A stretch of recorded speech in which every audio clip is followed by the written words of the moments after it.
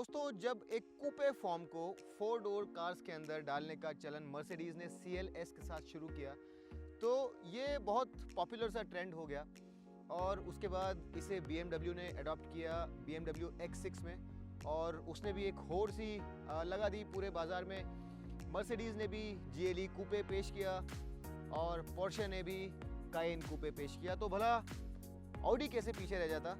और उन्होंने Audi Q7 का जो प्लेटफॉर्म था उसे लेकर के ये बना डाला जो कि है ऑडी Q8, ऑडी का SUV कूपे। और ये जो गाड़ी है ये ऑडी की नई फ्लैगशिप SUV है, यानी कि उनकी सबसे बेहतरीन Q सीरीज SUV। अब यहाँ पर बहुत सारे बदलाव किए गए हैं और सबसे बड़ा चेंज जो आपको देखने को मिलेगा वो है ये नई ऑक्टागोनल ग्रिल। और यहाँ पर बहुत ही इम्पोजिंग ग्रिल आपको देखने को मिलेगी। इसका जो स्वरूप है, इसके बाहर ये अलग से एक पैनल आपको नजर आएगा जो कि यहाँ पर बॉडी कलर्ड है, लेकिन अगर आप चाहें तो इसे कुछ और कलर्स में जैसे कि ग्रे या ब्लैक में भी ले सकते हैं और ये बहुत ही ज़्यादा इम्पोजिंग लगता है। ऑडी Q7 जिस कार के ऊपर ये आधारित है उस गाड़ी का व्हील बेस और इस गाड़ी का व्हील बेस सेम है, लेकिन यहाँ पर ओवरहैंग कम होने के कारण इसकी लेंथ जो है ये कम हो गई है। लेकिन अगर आप इसका फेस देखेंगे तो मेरे ख्याल से ऑडी Q7 से ज़्यादा ब्रॉनी, ज़्यादा मस्कुलर लगेगा। हेडलाइट्स भी यहाँ पर काफ़ी अलग हैं और उसके अलावा नीचे वाला जो पोर्शन है ये भी आपको काफ़ी अलग नज़र आएगा। ये जो इनलेट फीडर्स आपको नज़र आ रहे हैं, यहाँ से एयर जो है ये जाती है और रेडिएटर्स को ठंडा करती है। और साथ ही यहाँ पर आपको standard full HD LED lighting मिलती है जो कि इंटेलिजेंट है। साथ ही ये जो DRLs हैं ये ब्लिंकर्स का काम भी करते हैं और यहाँ पर आपको ये स्वाइप आउट एक्शन मिलता है। ऊपर और नीचे दोनों तरफ आपको LED प्रोजेक्टर सेटअप मिलता है। साथ ही यहाँ पर वॉशर मिलेंगे और ये एक क्रोम लाइनिंग मिलेगी इस बड़ी ग्रिल के चारों तरफ। और ये जो 6 वर्टिकल स्लैट्स है ये भी इसे कुछ हद तक डिफाइन करते हैं। काफ़ी इम्पोजिंग इसका स्वरूप है, काफ़ी इम्पोजिंग ये सामने से लगती है। और मेरे ख्याल से जितनी भी नई Q कार्स आएंगी उनका ये डेफिनेटिव नया फेस है। ये ऑडी की Q फैमिली का एक नया डेफिनेशन है और आने वाली जो Q कार्स हैं वो इसी तरह कुछ नज़र आएंगी। अब दोस्तों, चूंकि ये एक कूपे SUV है तो इसकी जो स्लोपिंग रूफ लाइन है ये इसकी सबसे बड़ी हाईलाइट है। लेकिन सबसे अच्छी बात जो है यहाँ पर वो ये है कि BMW X6 और Mercedes GLE कूपे जैसे यहाँ पर ये रूफ लाइन बहुत ज़्यादा स्वूप डाउन नहीं होती है, जिससे अंदर स्पेस ज़्यादा लिबरेट होता है और आपको ज़्यादा हेडरूम मिलता है। यहाँ पर एक ऑप्टिकल इल्यूजन क्रिएट किया गया है। ये रूफ लाइन जब पीछे की ओर आती है तो ये स्पॉइलर इसे इस तरह का एक इल्यूजन देता है कि ये बहुत ज़्यादा नीचे की ओर जा रही है, लेकिन अगर असल में आप इसे देखेंगे तो ये बहुत ज़्यादा नीचे की तरफ नहीं आती है। और ये जो डी पिलर है यहाँ पर ये लाइन बहुत तेज़ी से नीचे गिरती है, तो ऐसा लगता है कि ये कूपे रूफ लाइन है, लेकिन अंदर यहाँ पर स्पेस फिर भी काफ़ी अच्छे से लिबरेटेड है। तो कहने का मतलब यह है कि यहाँ पर अगर आप BMW X6 या फिर GLE कूपे से इसे कंपेयर करें तो स्पेस ज़्यादा है। इनफैक्ट अगर आप इसे पोर्शे कायन कूपे से भी कंपेयर करेंगे तो अंदर हेडरूम ज़्यादा है। तो प्रैक्टिकलिटी और स्पेस जो है वो ज़्यादा कॉम्प्रोमाइज़ नहीं हुआ है। उसके साथ ही यहाँ पर जो व्हील बेस है ये भी इस सेगमेंट में सबसे ज़्यादा है, यानी कि अंदर स्पेस जो है ये आपको भरपूर मिलता है। तो ये इस गाड़ी की एक बड़ी एडवांटेज है। इसके अलावा यहाँ पर आपको ये रूफ रेल्स नज़र आएंगे, एक क्रोम कॉन्टूर्ड ग्रीन हाउस एरिया नज़र आएगा, बड़े विंडोज़। और यहाँ पर एक जो बड़ी हाईलाइट है वो है ये फ्रेमलेस डोर्स जो जनरली आपको स्पोर्ट्स कार्स में देखने के लिए मिलते हैं, लेकिन यहाँ पर इस SUV में आपको ये फ्रेमलेस डोर्स भी नज़र आएंगे। Ground clearance of road mode में आपको लगभग 250 mm मिलेगा, उससे भी ज़रा ज़्यादा। और ये जो गाड़ी है यहाँ पर एयर सस्पेंशन आपको मिलता है, तो ऑफ रोड मोड में जाकर के आप इसका ग्राउंड क्लियरेंस जो है 90 mm तक ऊपर या नीचे कर सकते हैं, जिससे कि आप ख़राब रास्तों पर बड़े आराम से चल सकें और ऑब्स्टिकल्स जो हैं वो आप क्लियर कर सकें। ये S लाइन ऑप्शंस वेरिएंट है जहाँ पर आपको बहुत सारी चीज़ें एक्स्ट्रा मिलती हैं। यहाँ पर स्टैंडर्ड जो व्हील्स आते हैं वो 20 इंच आते हैं, यहाँ पर भी 20 इंच व्हील्स लगे हुए हैं, लेकिन अगर आप चाहें तो आपके पास 21 इंच व्हील्स की भी ऑप्शन अवेलेबल है। अब अगर मैं व्हील्स की ही बात कर रहा हूँ तो आपको बता दूँ कि यहाँ पर आपको ऑप्शनल ऑल व्हील स्टीयरिंग मिलता है और उसके तहत जब ये गाड़ी एक टाइट स्पेस में घूमती है तो अगर आपका आगे वाला व्हील बाहर की तरफ घूम रहा है तो पीछे वाला व्हील अंदर की तरफ घूमेगा और आपकी जो गाड़ी है ये बहुत ही टाइट स्पेस में भी इजीली मनूवर हो जाएगी। 5 डिग्रीज तक ये ऑपोजिट डायरेक्शन में पीछे वाला व्हील घूमता है, लेकिन जब आप हाई स्पीड पर चलते हैं तो ऑल व्हील स्टीयरिंग जो है ये सेम डायरेक्शन में घूमता है। तो अगर आपका आगे वाला व्हील लेफ्ट की तरफ मुड़ रहा है तो पीछे वाला व्हील भी हल्का सा लेफ्ट की तरफ अप टू 1.5 डिग्रीज तक बाहर की तरफ घूमेगा और उससे जो आपकी गाड़ी की स्टेबिलिटी है हाई स्पीड्स पर वो बेहतर हो जाती है। ये पेंटेड रेड कैलिपर जो आप देख रहे हैं ये भी ऑप्शनल है, ये स्टैंडर्ड फिटमेंट नहीं है। कुछ ज़रूरी चीज़ें मैं आपको इस डिज़ाइन के बारे में बताता हूँ। और ये जो बल्ज यहाँ पर आप देख रहे हैं इसे बॉक्स फ्लेयर भी कहते हैं। और ऑडी ने जब पहली बार क्वात्रो को अपनी रैली कार्स में यूज़ किया था और वो गाड़ी जब स्ट्रीट पर आई थी तो उस गाड़ी का नाम था उड क्वात्रो, और उस गाड़ी से ये जो बॉक्स फ्लेयर है ये इंस्पिरेशन लिए हुए है। तो ये एक ट्रिब्यूट है उस गाड़ी को। उसके अलावा ये जो डी पिलर भी आप देख रहे हैं ये भी कहीं कहीं उसी गाड़ी से प्रेरणा लिए हुए है। तो यहाँ साइड में आपको जो ये कुछ डिज़ाइन एलिमेंट्स नज़र आएंगे ये उड क्वात्रो से प्रेरणा लिए हुए हैं और ये देखने में बहुत अच्छी लगती है। यहाँ पर जो प्रोपोर्शंस हैं ये बहुत अच्छे हैं और एक स्टाइलिस्टिक एलिमेंट के साथ साथ जो प्रैक्टिकलिटी है वो भी यहाँ पर कॉम्प्रोमाइज़ नहीं करी गई है। ऊपर आपको ये शार्क फिन एंटेना नज़र आएगा और साथ ही एक बड़ी पैनोरामिक सनरूफ नज़र आएगी। और जो एक बड़ी प्रॉब्लम है दूसरे इस तरह के कूपे एसयूवीज़ के साथ वो यहाँ पर आपको नहीं मिलेगी। यहाँ पर आपको एक स्टाइलिश स्पोर्टी साइड प्रोफाइल मिलता है और साथ ही अंदर एक स्पेशियस केबिन भी मिलता है। अब आप अगर इस गाड़ी को पीछे से देखेंगे तो सबसे बड़ी स्टाइलिंग हाईलाइट है यहाँ पर इसकी एक टेल लाइट्स, जो कि आगे की ही तरह एक डिज़ाइन थीम लिए हुए हैं। और जैसा आपने आगे ब्लॉक्स देखे होंगे उसी तरह से कुछ ब्लॉक्स आपको यहाँ पर नज़र आएंगे। स्वाइप आउट एलईडी इंडिकेटर्स और उसके साथ ही एक जो बड़ा स्टाइलिस्टिक एलिमेंट है यहाँ पर वो है ये कनेक्टेड स्टॉप लैंप जो कि इल्यूमिनेटेड है। तो ये देखने में रात को बहुत ही खूबसूरत लगता है। और उसके साथ ही यहाँ पर ये जो आप कुछ एग्जॉस्ट जैसा एलिमेंट देख रहे हैं ये असल में एग्जॉस्ट नहीं है, एग्जॉस्ट यहाँ पर नीचे कंसील्ड है। और इसके साथ ही यहाँ पर बीच में आपको ये पियानो ब्लैक में एक प्लाक नज़र आएगा जिस पर ऑडी का एम्ब्लम है।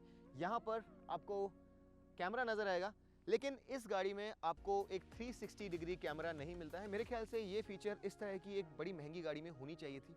तो विंग मिरर्स पर और आगे आपको किसी तरह के कोई कैमरे नज़र नहीं आएंगे और ये एक ऐसी फीचर है जो मेरे ख्याल से यहाँ पर होनी चाहिए थी। लाइटिंग की हम लोग बात करें तो यहाँ पर आपको high mount LED stop lamp, rear wash pipe, defogger और पीछे की तरफ एक फॉग लैंप भी मिलता है।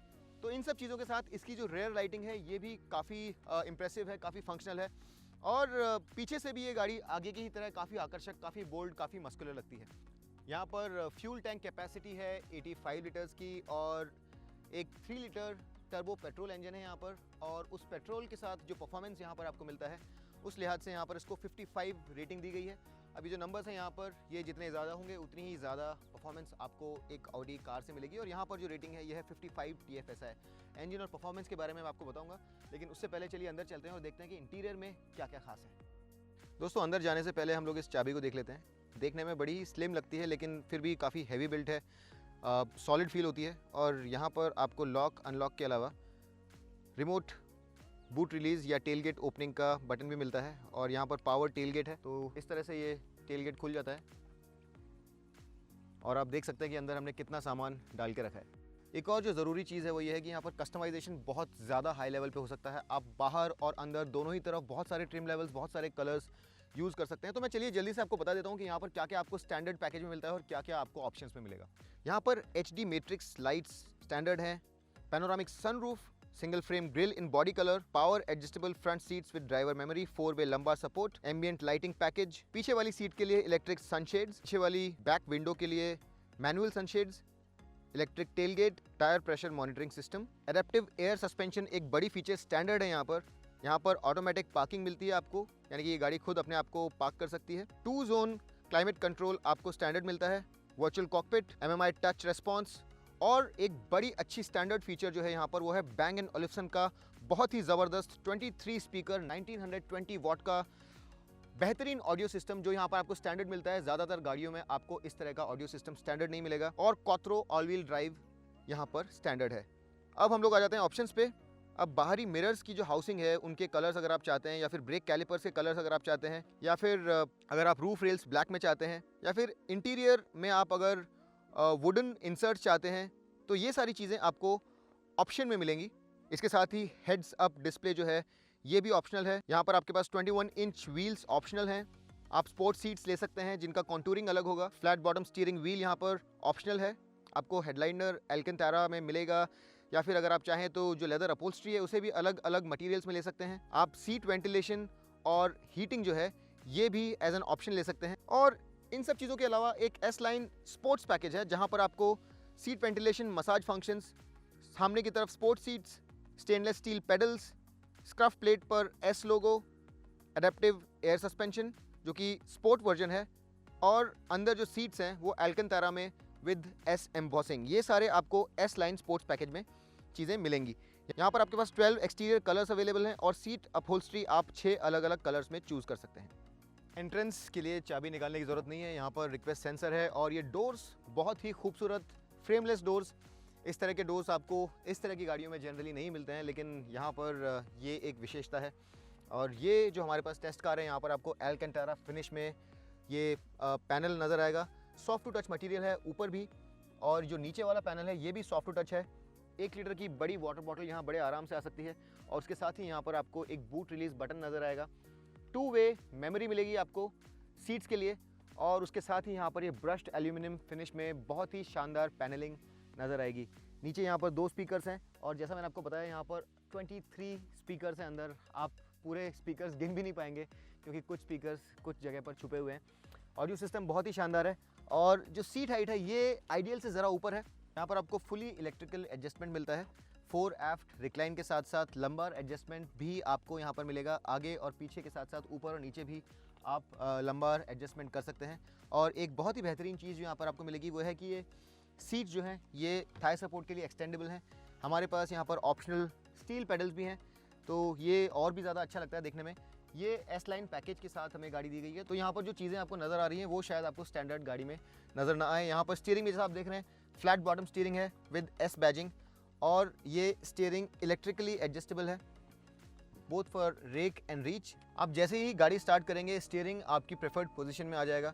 और इस तरफ अगर आप देखेंगे तो आपको रेयर फॉग लैंप्स के साथ साथ वेदर लाइट्स और हेडलाइट्स के लिए ये सिंगल बटन मिलेगा, और इसे आप इस तरह से टॉगल करके हेडलाइट के प्रेफरेंसेस चेंज कर सकते हैं। इसके साथ ही यहाँ पर ये एक छोटा ग्लव कंपार्टमेंट है जहाँ पर आप कुछ छोटे आर्टिकल्स जैसे कि आपका सेल फोन या फिर वॉलेट रख सकते हैं, और ये अंदर से काफ़ी स्मूथ वेलवेटी फिनिश लिए हुए हैं। अब अंदर अगर आप इस डैशबोर्ड को देखेंगे तो सबसे स्ट्राइकिंग चीज़ है यहाँ पर ये जो स्क्रीन्स हैं इनकी बहुतायत, और यहाँ पर 1 2 3 स्क्रीन्स आपको नज़र आएंगी। ये यहाँ पर आपको 10.1 इंच स्क्रीन नज़र आएगी, एक 8.6 इंच स्क्रीन नज़र आएगी, और वर्चुअल कॉकपिट के लिए आपको एक और 12.3 इंच स्क्रीन नज़र आएगी। ये वर्चुअल कॉकपिट जो है यहाँ पर ये लेटेस्ट जनरेशन वर्चुअल कॉकपिट है, और हमेशा की तरह बहुत ही ईजी है। यहाँ से आप इसका व्यू चेंज कर सकते हैं, आप चाहें तो नेविगेशन देख लें, और ये हमेशा की तरह बहुत ही ईजी टू यूज़, बहुत ही इंट्यूटिव है। यहाँ पर आपको हार्डली कोई बटन्स मिलेंगे।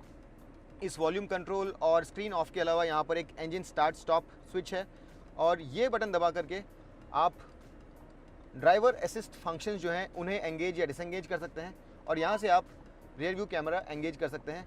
लेकिन बाकी सारे कंट्रोल जो हैं वो आपको इन टच स्क्रीन से ही कंट्रोल करने होंगे। ये जो टच स्क्रीन्स हैं ये कलर्ड हैं, लेकिन ये कुछ अलग है क्योंकि यहाँ पर जब आप किसी भी बटन को टच करते हैं तो आपको एक हैप्टिक फीडबैक मिलता है, और साथ में एक साउंड अलर्ट भी मिलता है।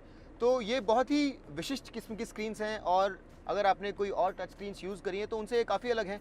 ये आइकॉन्स जो हैं बटन की तरह काम करते हैं, और आपको एक बहुत ही पॉजिटिव फीडबैक देते हैं।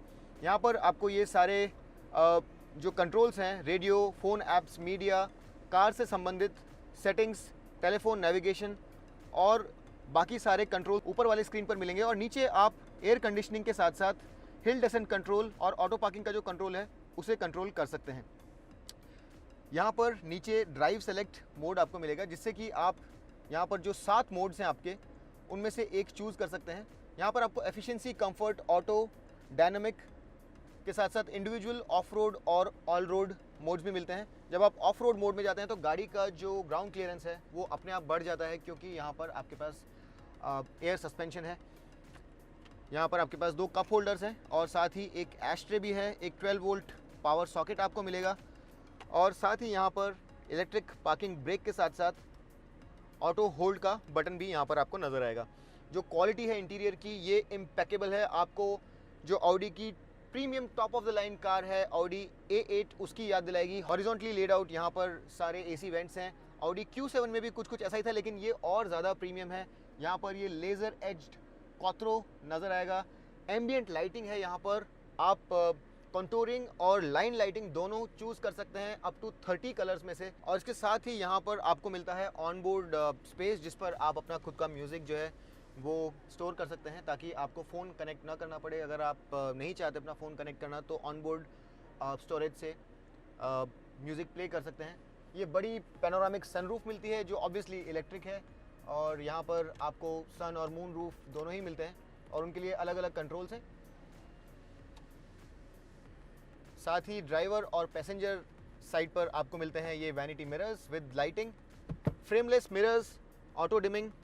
उसके साथ ही आपको यहाँ पर मिलता है वाइड आर्मरेस्ट, जहाँ पर दो लोग बड़े आराम से अपने आर्म्स रख सकते हैं।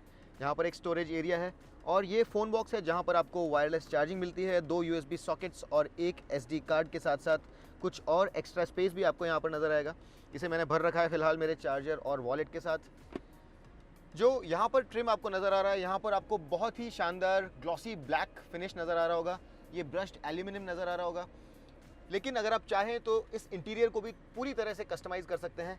और इसके साथ ही अगर आप इन सेटिंग्स में देखेंगे तो आपको सीट्स का ये जो नीचे वाला थाई सपोर्ट है, इसे कंट्रोल करने के लिए ये कंट्रोल्स नज़र आएंगे, और इस तरह से आप इन सीट्स को एक्सटेंड कर सकते हैं। इसका थाई सपोर्ट जो है वो आप इंक्रीज़ या डिक्रीज़ कर सकते हैं। अगर आप चाहें तो ऑप्शनली वेंटिलेटेड सीट्स और सीट मसाजिंग फंक्शन भी ले सकते हैं। ग्लव बॉक्स काफ़ी लंबा चौड़ा है, यहाँ पर बहुत ही खूबसूरती से फिनिश्ड है, काफ़ी वेलवेटी लगता है अंदर से देखने में, लेकिन यहाँ पर आपको कूलिंग फंक्शन नहीं मिलेगा। सीट्स बहुत ही कंफर्टेबल है, यहाँ पर पूरी तरह से इलेक्ट्रिकली एडजस्टेबल है, और जैसा मैंने आपको बताया इन सीट्स को आप और भी कंफर्टेबल बना सकते हैं अपने लिए। अंदर का जो ट्रिम है ये पूरी तरह से चेंज कर सकते हैं, और इंटीरियर क्वालिटी SUVs में इससे ज़्यादा बेहतर आपको बहुत कम मिलेगी। यहाँ पर ऑडियो क्वालिटी भी बहुत ही ज़बरदस्त है, और ये जो 23 स्पीकर Bang & Olufsen सिस्टम है, ये इस तरह की कार्स के सबसे शानदार ऑडियो सिस्टम्स में से एक है। बहुत ही डीप बेस है यहाँ पर, और ऑडियो में सेटिंग्स भी आपको बहुत सारी देखने को मिलेंगी। आप चाहें तो यहाँ पर फोकस जो है वो चेंज कर सकते हैं, 3D लेवल बढ़ा सकते हैं, बास ट्रेवल के साथ साथ बेस ट्रेवल के साथ साथ अलग अलग जो सेटिंग्स हैं वो यहाँ पर आपको देखने के लिए मिलेंगी। ओवरऑल ये जो एक्सपीरियंस है यहाँ पर, ये एक अलहदा, बड़ा ही उम्दा, बड़ा ही विभिन्न किस्म का एक्सपीरियंस आपको मिलेगा। और Q7 से 1 या 2 नॉच ऊपर यहाँ पर आपको एक रिचनेस का फील आएगा। और इसके साथ ही यहाँ पर सेफ्टी के लिए अप टू 8 एयरबैग्स मिलेंगे। ये एक ऑडी है, तो आपको सेफ्टी के बारे में किसी भी तरह की टेंशन लेने की ज़रूरत नहीं है। बहुत ही बेहतरीन तरीके से ये इंसुलेटेड है, बाहर की किसी भी तरह की कोई नॉइज़ नहीं आती है, एकदम कामली ये गाड़ी चलती है। सस्पेंशन भी बहुत ही ज़बरदस्त है, लेकिन जो इस तरह की गाड़ियों में प्रॉब्लम होता है वो जनरली पीछे होता है, जहाँ पर हेडरूम ज़्यादा अच्छा नहीं होता है। तो चलिए चल के देखते हैं कि वहाँ पर क्या पीछे वाले पैसेंजर्स के लिए सफिशिएंट स्पेस है या नहीं। अब देखिए आगे की तरह पीछे वाले डोर जो हैं ये भी फ्रेमलेस हैं, और बहुत ही खूबसूरत लगते हैं जब ये खुल जाते हैं। तो यहाँ पर पीछे भी हमारी टेस्ट कार कैंटारा ट्रिम है, सॉफ्ट टू टच मटेरियल्स ऊपर और नीचे दोनों ही तरफ। यहाँ पर एक चीज़ मैं काफ़ी दिनों बाद किसी गाड़ी में देख रहा हूँ, एस्ट्रे आजकल मोस्टली गाड़ियों में आनी बंद हो गई, लेकिन यहाँ पर एक एस्ट्रे एलिमेंट दिया गया है। अब आप यहाँ पर अगर देखेंगे तो आपको 2 बटन्स नज़र आएंगे। इस बटन को मैं एक बार प्रेस करूँगा तो ये सन ब्लाइंड्स जो हैं इलेक्ट्रिक, ये नीचे चले जाएंगे, और इस तरह से इसका एक कवर ऊपर आ जाएगा। और उसी बटन को मैं वापस दबाऊंगा तो ये विंडो जो है नीचे चली जाएगी। विंडो पूरी तरह से नीचे नहीं जाती है, कुछ ऊपर रहती है, क्योंकि जो आर्चेज़ हैं ये ज़रा ज़्यादा ऊपर हैं। और ये जो बटन है, इस बटन को यूज़ करके आप जो लेफ़्ट वाली विंडो है उसे भी कंट्रोल कर सकते हैं।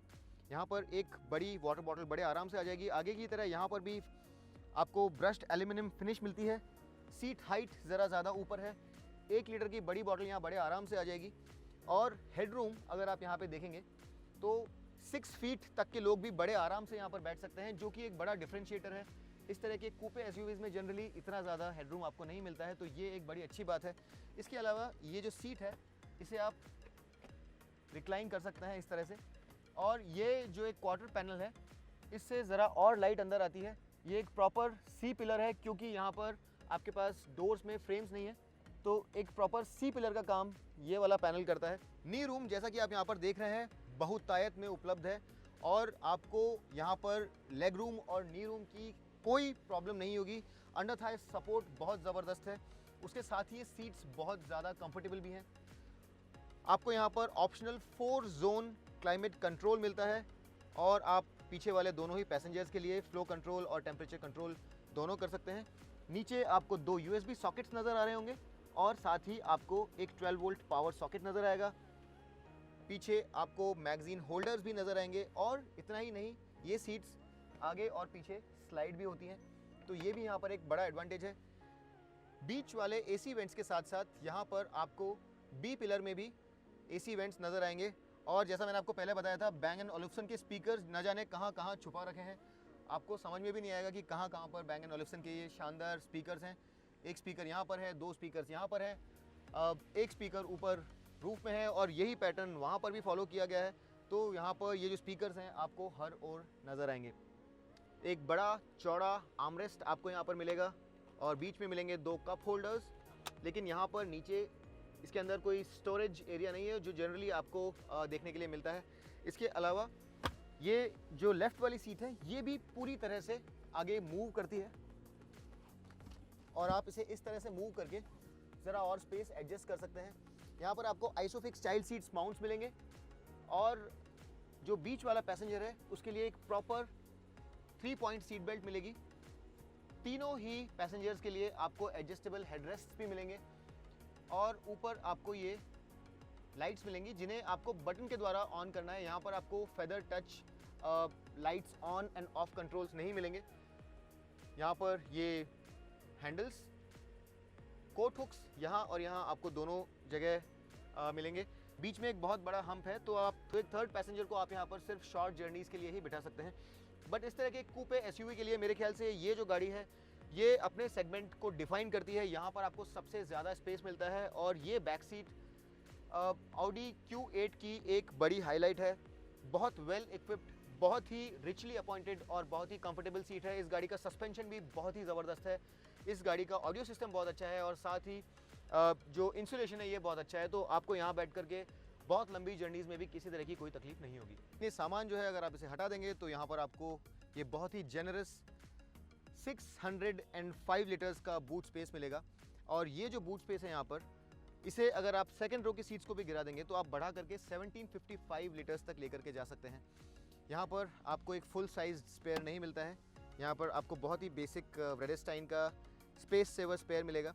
और एक ख़ास बात यहाँ पर जो है वो ये है कि आप इन बटन्स को यूज़ करके जो एयर सस्पेंशन है उसे यूज़ करके इस बूट का जो लोडिंग लिप है इसे लोअर कर सकते हैं ताकि सामान को अंदर लेकर के जाना और बाहर निकालना आसान हो जाए। तो ये एक बहुत अच्छा फीचर है यहाँ पर। इसके साथ ही यहाँ पर 2 LED लाइट्स आपको नज़र आएंगे। यहाँ पर ये एक नेट आपको नज़र आएगा। लोडिंग लिप बहुत फ्लैट है, सामान को अंदर डालना और निकालना बहुत ईजी है। तो अंदर से उठा करके बाहर आपको सामान नहीं लेना होता है, आप इसे सीधा स्लाइड कर सकते हैं। काफ़ी जेनरस और काफ़ी यूजेबल बूट स्पेस यहाँ पर प्रोवाइड किया गया है। इसके साथ ही यहाँ पर ये जो पार्सल शेल्फ है इसके लिए प्रॉपर रेल्स दिए गए हैं और इसे आप इस तरह से एंगेज कर सकते हैं और आप इसे इस तरह से ऊपर अगर ट्विस्ट करेंगे तो ये वापस अपनी जगह पर चला जाता है। तो ये भी काफ़ी ईजी है यूज़ करने के लिए। दोस्तों, आपने कभी सॉलिड पंच इन अ सिल्कन ग्लव के बारे में सुना है? ये कुछ उसी ही तरह का इंजन ट्रांसमिशन कॉम्बो है। यहाँ पर परफॉर्मेंस जो है ये ज़बरदस्त है, लेकिन जब आप इस गाड़ी को एक्सेलरेट करते हैं तो आपको गट रेंचिंग फीलिंग महसूस नहीं होती है, लेकिन ये गाड़ी फिर भी बहुत क्विक है। इतनी बड़ी 2 टन से भी ज़्यादा भारी गाड़ी के लिए 6 सेकंड से भी कम में 0 to 100 करना एक बड़ी उपलब्धि है। लेकिन जब आप एक्सेलरेट करते हैं तो आपको वो शव जो मिलता है, जो पुशबैक मिलता है ज़बरदस्त तरीके से, वो महसूस नहीं होता। लेकिन ये गाड़ी बहुत तेज़ी से आगे बढ़ती है और ये जो परफॉर्मेंस है आपको मिलता है 3 लीटर टर्बोचार्ज पेट्रोल इंजन से। यहाँ पर फ़िलहाल कोई डीजल ऑप्शंस आपके पास अवेलेबल नहीं है। इंटरनेशनली एक डीजल अवेलेबल है, लेकिन ये जो इंजन है ये यहाँ पर प्रोड्यूस करता है 340 PS का पीक पावर 5000 RPM पर और पीक टॉर्क यहाँ पर आपको मिलती है 500 न्यूटन मीटर्स की, जो कि बनती है 1370 और 4500 के बड़े ही वाइड बैंड में, यानी कि एकदम bottom of the rev range से आपको ज़बरदस्त टॉर्क मिलती है। अब यहाँ पर जो परफॉर्मेंस है ये बहुत अच्छा है। ये ट्रांसमिशन यहाँ पर 8 स्पीड ऑटोमेटिक जो आप देख रहे हैं, ये ZF ट्रांसमिशन हमने और भी बहुत सारी गाड़ियों में देखा है और ये इस तरह के एप्लीकेशंस के लिए सबसे स्मूथ ट्रांसमिशंस में से एक है, सबसे बेहतरीन ट्रांसमिशंस में से एक है। भले ही सबसे शार्प या सबसे ज़्यादा फास्ट ना हो, लेकिन बड़ा ही smooth, reasonably fast, reasonably intelligent और बहुत ही यूजेबल ये ट्रांसमिशन है। तो शिकायत का कोई मौका आपको नहीं मिलता है। यहाँ पर आपके पास पैडल शिफ्टर्स हैं, तो आप जो ट्रांसमिशन ड्यूटीज़ हैं वो मैनुअली भी खुद अपने हाथ में ले सकते हैं और मैनुअली शिफ्ट कर सकते हैं। इसके अलावा यहाँ पर भी आप चाहें तो इस तरह से सीक्वेंशली शिफ्ट कर सकते हैं। स्पोर्ट मोड भी यहाँ पर आप इस तरह से एंगेज कर सकते हैं। और इसके अलावा जैसा मैंने आपको बताया था, यहाँ पर आपके पास up to 7 driving modes available हैं, जहाँ पर एक ऑफ रोड मोड भी अवेलेबल है। तो अगर आप ज़रा सॉफ्ट रोडिंग करना चाहें, ख़राब रास्तों पर जाना चाहें, तो एयर सस्पेंशन की बदौलत ये गाड़ी काफ़ी ऊपर चढ़ जाती है in terms of ground clearance. और फिर आप ख़राब रास्तों पर या फिर अगर थोड़ी बहुत सॉफ्ट रोडिंग करना चाहें तो इसे यूज़ कर सकते हैं।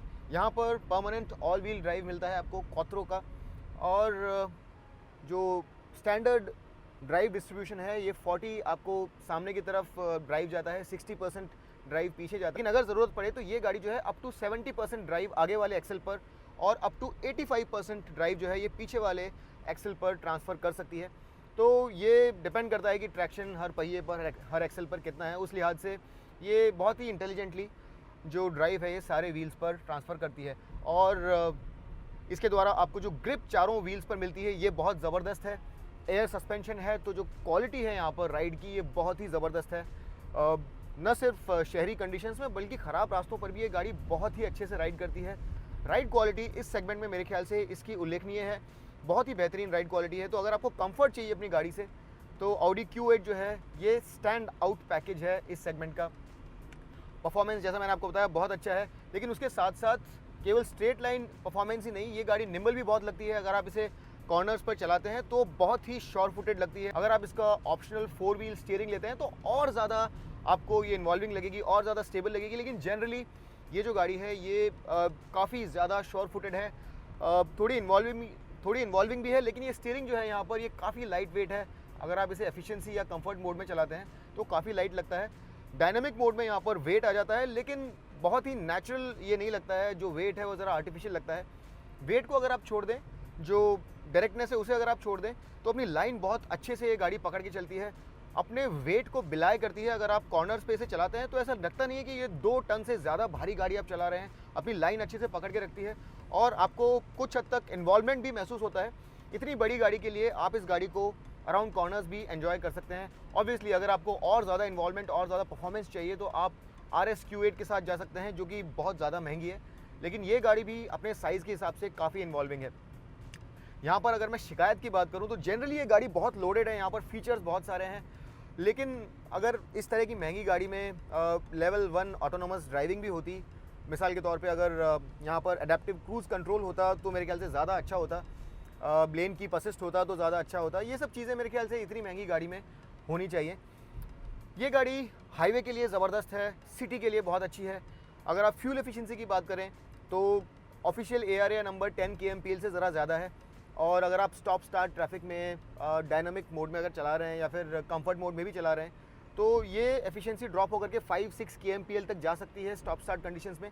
लेकिन जैसा मैंने पहले भी कहा है कि ऑडी का जो एफिशिएंसी मोड है वाकई में काम करता है। और अगर आप हाईवे पर इस गाड़ी को एफिशिएंसी मोड में चलाते हैं तो ये अपनी ARA नंबर को भी सरपास कर जाती है। अप टू 10.5-10.8 kmpl तक की फ्यूल एफिशिएंसी आपको यहाँ पर नज़र आएगी। यहाँ पर एक और चीज़ मैं आपको बता दूँ कि यहाँ पर आपको एक 48 वोल्ट का माइल्ड हाइब्रिड सिस्टम मिलता है, जिसके अंतर्गत एक लिथियम आयन बैटरी जो है लगातार चार्ज होती रहती है और ये 22 km/h की स्पीड से ज़्यादा एंगेज होने में सक्षम है। और जब ये प्रॉपर्ली चार्ज हो जाती है और सफिशिएंट चार्ज अवेलेबल रहता है तो ये इंजन को कम्प्लीटली डिसएंगेज करके कुछ वक्त तक केवल इलेक्ट्रिक पावर पर इस गाड़ी को आगे बढ़ाती है और 100 किलोमीटर के अंतराल पर अप टू 0.7 यानी कि 700 ml तक का फ्यूल आपको बचा करके दे सकती है। ये जो गाड़ी है ये 55 to 160 km/h की स्पीड तक अप टू 40 सेकेंड्स तक सिर्फ इलेक्ट्रिक पावर पर कोस्ट कर सकती है, यानी कि इंजन को बंद करके केवल इलेक्ट्रिक पावर पर चल सकती है। तो ये इस गाड़ी का एक और स्पेशल फीचर है। इन सब चीज़ों के अलावा जो मुझे यहाँ पर बहुत पसंद है वो है इसका प्रैक्टिकलिटी एस्पेक्ट। यहाँ पर फीचर्स लोडेड हैं और ओवरऑल अगर आप एक स्टेटस सिंबल के लिहाज से इस गाड़ी को देखें तो इसका रोड प्रेजेंस बहुत अच्छा है। देखने में ये गाड़ी बहुत अच्छी लगती है, अंदर से बहुत कंफर्टेबल लगती है। और इस तरह की गाड़ी जो लोग ख़रीदते हैं उन लोगों के लिए जो चीज़ें मैटर करती है वो यहाँ पर डेफिनेटली हैं। राइड क्वालिटी के मामले में ये डेफिनेटली BMW X6 से अच्छी है। पावर यहाँ पर उतनी ही है, लेकिन यहाँ पर टॉर्क वहाँ से 50 न्यूटन मीटर ज़्यादा है। In fact land rover spot, in fact land rover range rover spot से भी यहाँ पर आपको ज़्यादा पावर और टॉर्क मिलता है। अगर आप एक डू ऑल कार ढूंढ रहे हैं जहाँ पर आपको ऑफ रोडिंग कैपेबिलिटी भी चाहिए तो शायद रेंज रोवर स्पोर्ट इससे ज़्यादा बेहतर है, लेकिन for a primarily road going car जो कभी कभार थोड़ी सॉफ्ट रोडिंग भी करे, ये गाड़ी ज़्यादा लोडेड है। तो ओवरऑल मेरे को ये गाड़ी बहुत ज़्यादा पसंद आई। फॉर प्राइमरीली रोड यूज़ बहुत कंफर्टेबल है, बहुत प्रैक्टिकल है और पीछे यहाँ पर बहुत सारा स्पेस है। ये सारी चीज़ें इसे इंडियन कंडीशंस के लिए भी काफ़ी यूज़फुल बना देती हैं और इसीलिए मुझे लगता है कि ये जो गाड़ी है ये इस सेगमेंट में जो कस्टमर्स हैं उन्हें काफ़ी स्ट्रांगली पुल करेगी। तो दोस्तों इसमें कोई शक नहीं है कि ऑडी Q8 जो है ये एक बहुत बड़ी गाड़ी है, देखने में बहुत अच्छी लगती है। और इस तरह के कूपे एसयूवीज़ की अगर आप बात करें तो उनमें अंदर से सबसे ज़्यादा स्पेशियस है, बहुत ज़्यादा फीचर लोडेड है, चलने में बहुत अच्छी है, बहुत कंफर्टेबल है, बहुत प्रैक्टिकल है और ख़ास तौर पर इंडियन कंडीशंस के हिसाब से ये बहुत ज़्यादा यूजेबल भी है। यहाँ पर आपको एक बेस वेरिएंट मिलता है सेलिब्रेशन एडिशन जो कि 1 करोड़ रुपीज़ का है, लेकिन अगर आप एक प्रॉपर लोडेड कार के साथ जाएंगे तो आपको 1.34 करोड़ रुपीज़ एक्स शोरूम की कीमत देनी होती है, जो इस तरह की गाड़ियों में सबसे ज़्यादा है। इस बात में कोई शक नहीं है कि यहाँ पर आपको फीचर्स, स्पेस और एक जो प्रेजेंस है वो भी दूसरी गाड़ियों से ज़्यादा मिलता है। लेकिन ये गाड़ी आप अगर देखने जाएँ तो पोर्शे कायन कूपे जो है, नॉट द टर्बो बट अगर आप कायन कूपे से कंपेयर करेंगे तो लगभग उतनी ही प्राइस तक आपको मिलेगी। और अगर उसके ऊपर कुछ कस्टमाइजेशन अगर आप करना चाहते हैं तो उसके लिए आपको अलग से पैसे देने होंगे। लेकिन इस तरह की गाड़ियों में सबसे ज़्यादा नई और सबसे ज़्यादा फैशनेबल, सबसे ज़्यादा बेहतरीन इंटीरियर होने के कारण ये गाड़ी मेरे ख्याल से जो सेलिब्रिटीज़ हैं उन्हें काफ़ी रास आएगी और वहाँ पर काफ़ी ज़्यादा बिकेगी भी। तो मेरी उम्मीद है कि ये गाड़ी काफ़ी अच्छा करेगी और एक हाई प्राइस टैग के बावजूद एक सेंस ऑफ एक्सक्लूसिविटी यहाँ पर डेफिनेटली है, जो मेरे ख्याल से इस गाड़ी के सेल्स को प्रोपेल करेगा। उम्मीद करता हूँ कि इस वीडियो के द्वारा आपके ऑडी Q8 से संबंधित सारे सवालों के जवाब मैं दे पाया, लेकिन अगर फिर भी आपके कोई सवाल हैं तो आप ज़रूर हमसे पूछिए। अगर आपको ये वीडियो पसंद आया तो आप इसे लाइक कीजिए, सब्सक्राइब कीजिए मोटरेट्स को। और अगली बार तक के लिए मैं आपका दोस्त अमित आपसे विदा लेता हूँ। तब तक के लिए drive hard, drive free and drive safe.